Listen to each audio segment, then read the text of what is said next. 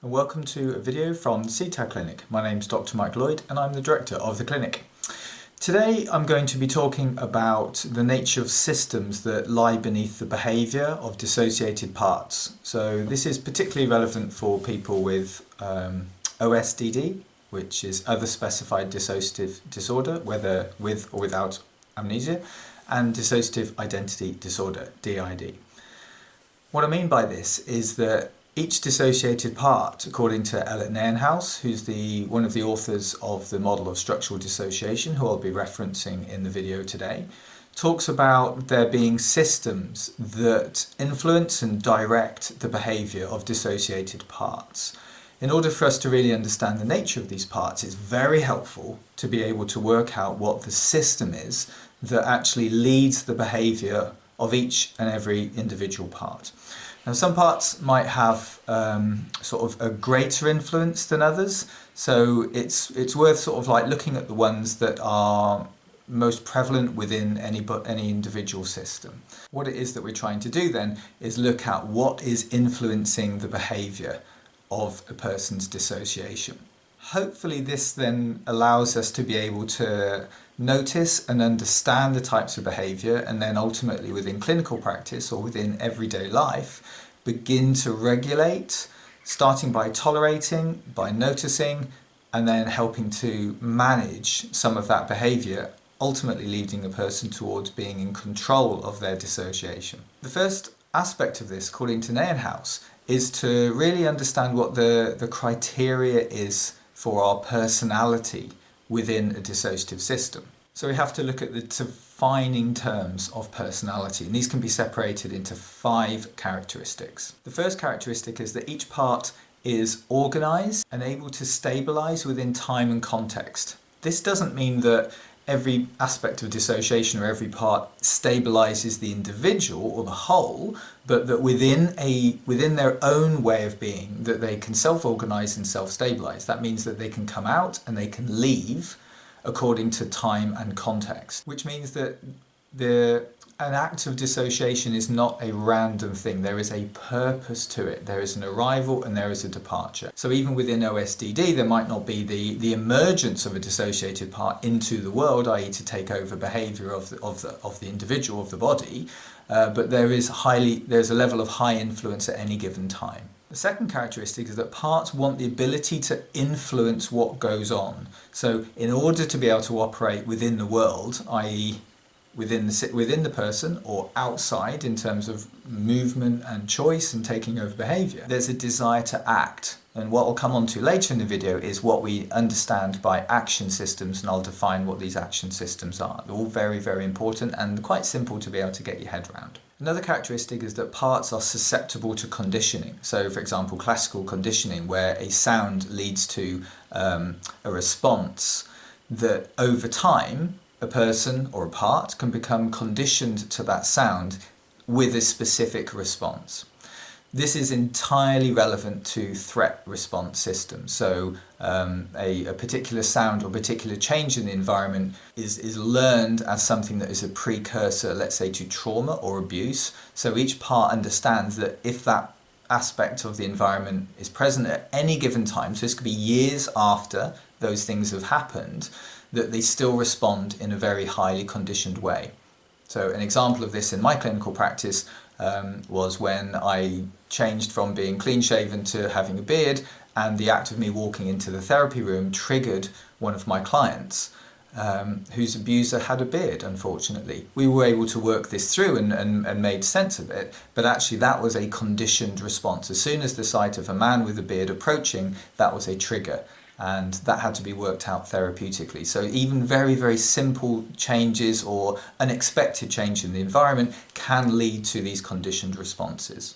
Another characteristic is that parts have stable form, i.e. there is a consistency over time.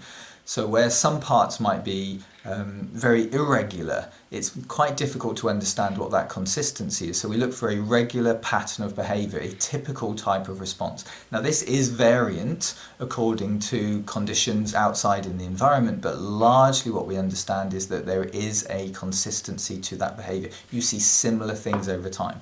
That helps a therapist, for example, know when a person is dissociating, because those subtle or obvious characteristics start leaking through, and that allows us to understand if there is an OSDD part that is more highly influential at a given time, or if there's actually been a switch into a level of dissociation within DID. The last characteristic is that all of this has taken place in early life. So the development of these personality types, of these dissociated parts within the personality, occurs early in childhood.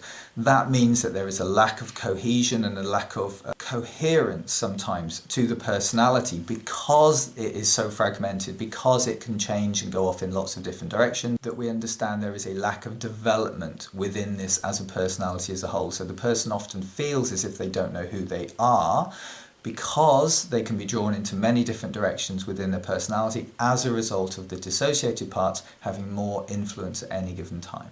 As a whole then, we start understanding personality as this sort of innate, experience-dependent neurological system. It's linked to our higher cortical functions, our ability to think, to process, to interpret information, as well as our emotional systems, our threat systems, for example, our ways of being able to emotionally connect to our world and our environment. So our personality is this brain-led system, developed early in childhood, learned in different responses throughout our experience, and the dissociation fits into that. It doesn't add on to that, it becomes part of the development of the personality.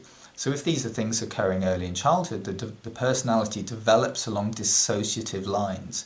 And the dissociated parts, i.e. again, whether OSDD or whether DID, become part of the fabric of that person's entire experience. These can often be conscious or subconscious systems. So a person may or may not be aware of what's going on. In DID, it's often easier to be aware, maybe even for people on the outside. If there's amnesia for the individual, they can see these changes occurring. Within OSDD, it can often be a lot more complicated, because the person may not always know that a dissociation is occurring within them in response to something in the environment. They may simply start acting in a different way, which leads us on to what we consider to be the action systems. And again, Ellert Nijenhuis has set out a broad description of what these action systems are, and they're separated into subcategories. As always with these things, there are always subcategories to be working through. So I'll go through these, and hopefully we'll be able to make some sense of exactly what we mean by an action system. To start with, there's a series of major action systems. So I'll go through these one at a time. The first being defense. Second is attachment and care. Third is procreation. Fourth is sociability. Fifth is energy management. Sixth is exploration. And seventh is play. So we can see that this is a fairly broad range, from our ability to defend, our ability to socialize with other people, to have partners. It's about exploration, it's movement, it's curiosity, the ability to go out and seek other things and new things in our environment, to test the waters of our world. Attachment becomes a massively important part of all of this, because so much of dissociation, so much of the trauma that occurs within dissociative experiences is related to our attachment. It is what other people have done. So each of these characteristics are essentially split into two broader subcategories. The first of these would be called appetitive or approach. So these are the things where we try and gain an experience of something, where we are looking to have something in our world. So examples of these are play, seeking behaviour, and caring behaviour, where we are looking to actively go towards things, to do things in our environment. Play is obvious. It's our looking for enjoyment. It's our mode of happiness. It's our, often with people or on our own, our way of being able to find enjoyment and pleasure in our life. The seeking behaviour is more about curiosity and exploration and problem solving as well. So the ability of a person to have this as a relevant system, as a influential system, system is whether they're good at solving problems, whether they are good at being curious or not. And the caring is often where our empathy sits, our desire to go and help others, whether it's animals or whether it's people, to nurture, to look after and to care. So obviously for parents who are dissociative, this is a really important thing, is that you would expect there to be a sort of a high level of this care behaviour within that system, and it could be that there are specific parts which are dedicated to caring for others. That often is the case, and as I've said in previous videos, why parents sometimes with dissociation are excellent parents, because there is a high level of this caring behaviour built into the system as a result of traumatic experience, likely because that person was not cared for themselves. So that's the appetitive or approach systems. The other category of subsystem within this is aversion. So these are the behaviours which are designed to remove a person, especially from threat, but often from things that are simply anxiety provoking, difficult, challenging, things that the person lacks knowledge or confidence in or worries about. These are the behaviours which are designed to remove a person from that context, from that environment. As with the approach behaviours, aversive behaviours are split into three essential subgroups. So we have fear, anger and sadness. So the fear is obvious, it's that thing which takes us away from something, it makes us scared and it makes us want to leave an environment very quickly, and this can be very sudden. In the case of people with dissociation, the fear may suddenly emerge and that person may bolt, so that's our flight response. This fear can also be long-lasting. So as with the anger and as with the sadness, is that these can take place very quickly, they can emerge very suddenly and remain influential for a long time. So anger, that hostility towards others, that either the rage, the desire to hurt, the desire to cause pain, or to say or do things which are all about moving a person from their environment. And as we've heard many times, the best form of defense is often attack. To get out of a situation, to become angry, to become hostile, is a very good way of being able to ensure that you can get away from that situation, or that people want to get away from you, and therefore that regulates, that reduces the threat. Sadness can be very problematic, because that can be sadness in terms of grief, which can be things that have been lost or left behind a long time ago that remain many years afterwards. We know that grief can last a long time, that sadness can last a long time in any situations, but within dissociation, that lack of understanding of time in dissociated parts means that a sadness for a toy lost, for example, at the age of 4 or 5 years old, can still be felt in adulthood.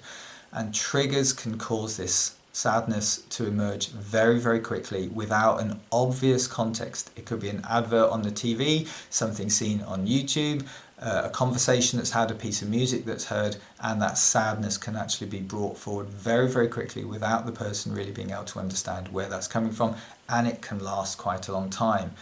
We hope that the dissociation, the stabilization within the dissociation, allows that sadness to then be reduced or replaced by another part, or that it simply sort of moves on its own because its time is over in that specific context. What we have then are a series of action systems which are designed to lead our behaviour. These are the drives behind behaviour.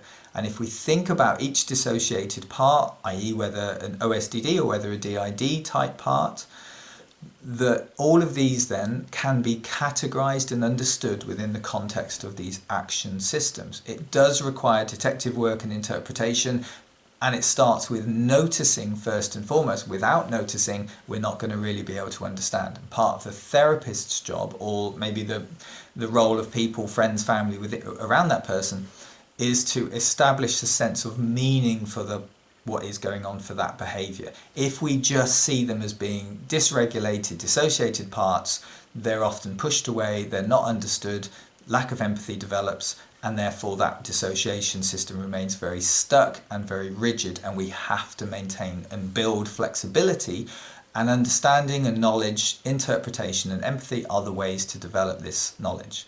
That all builds communication, the ability to know what's going on, what lies beneath the behaviour of any dissociation that may be occurring, leads us then to communicate directly with those parts and to develop a sense of negotiation, which leads to management and ultimately control of dissociative behaviours. The key then is to understand the context, is to start building an awareness of what's going on, not to see dissociation as being a terrible thing that's happening, but a key, a communication key to help us understand what might be changing the nature of that person's system according to the environment. This is all about working out what the triggers are, what the threats are. They may be very obvious or they may be very subtle. Either way, by understanding the nature of the triggers, we're likely to start reducing avoidant behaviour and more approach behaviours. And obviously, avoidant behaviours are things that continue to stick dissociated systems into this inflexible environment where there is no change. By being approach, by being curious, by caring for internal parts as much as everything on the outside world, we develop a much more flexible approach to understanding and recovering from dissociation. I hope this has been useful. I would encourage anybody to look at work that Ellert Nijenhuis has done. It's very readable. It does go into a lot of description about personality, the dynamics of personality. But I often think that's really important. How are we supposed to understand an identity unless we understand a personality? And being able to make these links, being able to join up the dots between all of these dissociated parts gives us this greater sense of what the whole personality is actually trying to achieve. And we work against all the avoidance behaviours and we work towards all the approach behaviours. And that's really what we're trying to establish in therapy. It does take a long time, but it is always worth it if we can carry on that journey and we can sort of build that understanding. Hopefully this has been a useful video to you. Hopefully it's encouraged you to go out and look at Ellert's work, do some extra reading and see what there is for you to work out about your own system, or if you're a therapist, within your client's system. Thank you very much for listening. There'll be more videos on the channel, so please like and subscribe if you would like to, and take care. Thank you.